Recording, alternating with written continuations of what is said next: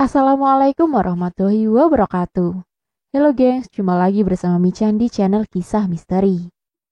Kali ini Michan akan menceritakan cerita baru ya gengs, yang berjudul Korban Pesugihan yang bisa kembali ke rumah karena mendengar azan. Cerita ini diambil dari laman pesugihan, dan kalian juga bisa langsung kunjungi halamannya. Link akan Michan sediakan di kolom deskripsi ya gengs. Oke, daripada lama-lama langsung saja kita masuk ke ceritanya. Korban pesugihan yang bisa kembali ke rumah karena mendengar azan. Sudah sebagaimana mestinya orang tua menyayangi anaknya sepenuh hati. Anak sebagai bagian dari darah daging ialah sumber kebahagiaan. Demi anaknya, orang tua rela pontang-panting bekerja keras mencari uang, bahkan tersiksa. Apa-apa yang dilakukan orang tua ialah untuk membahagiakan si anak. Namun itu tak diperoleh oleh seorang lelaki berumur 55 tahun dari Bogor yang sebut saja namanya Madin. Belakangan ia mengaku telah menghadapi pusparagam siksaan di alam siluman babi selama 15 tahun lantaran menjadi tumbal orang tuanya. Semua itu dilakukan orang tuanya demi kekayaan atau istilahnya pesugihan.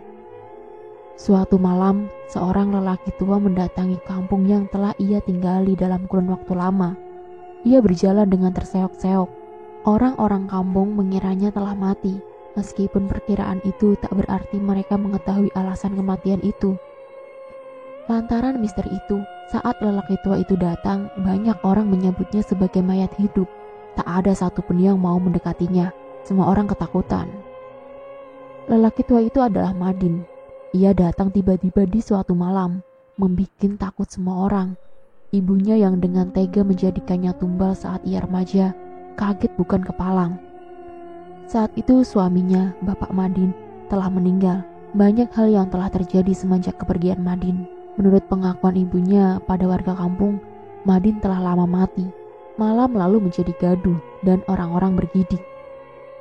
Semua berawal dari sebuah sore ketika Madin remaja mengembalakan keempat ekor kambing bapaknya seperti biasa. Sebagai warga miskin, hanya itu harta berharga yang dimiliki keluarga Madin. Setamat SD, orang tuanya tak lagi mampu menyekolahkan anak. Jadilah sehari-hari Madin mengembalakan 4 kambing di tepi hutan karet dekat sungai Cisadane, tak jauh dari kampungnya. Sore itu ketika matahari mulai menelungkup di sisi barat, Madin duduk di bawah sebuah pohon karet. Dia kelelahan. Keempat kambingnya ia biarkan berkeliling hutan, mengitari pohon-pohon. Sambil duduk, ia menyadarkan punggungnya ke batang pohon, terkantuk-kantuk. Tak selang lama, kantuknya dicampuri oleh seorang lelaki berkulit gelap yang tiba-tiba berdiri tegak di sampingnya dan berbicara dalam bahasa Sunda. Ia mengatakan pada Madin, "Bapakmu sudah menunggu di sana. Dia ada di rumah kami." Mendengarnya, Madin langsung menurut dan ikut pergi bersama orang itu. Singkat kata, Madin lalu dibawa ke rumah orang itu. Rumahnya besar dan berada di tengah hutan. Tak seperti yang dijanjikan lelaki berkulit gelap itu, Madin tak mendapati bapaknya berada di sana. Ia justru melihat rumah besar itu sebagai tempat kerja yang sibuk minta ampun. Puluhan orang di sana bekerja tanpa henti. Dan setiap ditanya Madin tentang apa yang sedang mereka lakukan, orang-orang itu hanya menggelengkan kepala dengan mata kosong. Semenjak itu, tanpa kenal lelah, Madin mulai mengikuti apa yang dilakukan orang-orang itu. Berita hilangnya Madin membuat gempar satu kampung. Selang beberapa hari setelah itu, seorang penderes getah karet menemukan seonggok mayat yang tergeletak di pinggir hutan.